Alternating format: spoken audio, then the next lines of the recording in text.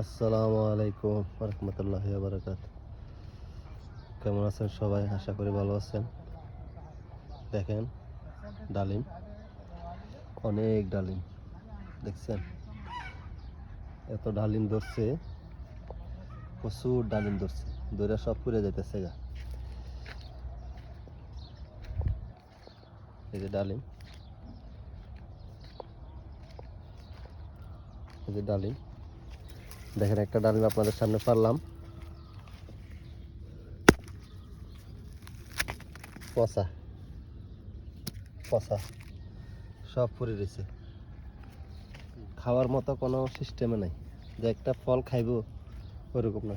এরকম 10-12টা গাছ আছে, সবগুলা গাছ সব খারাপ, একটা ফলও খাওয়া যায় না।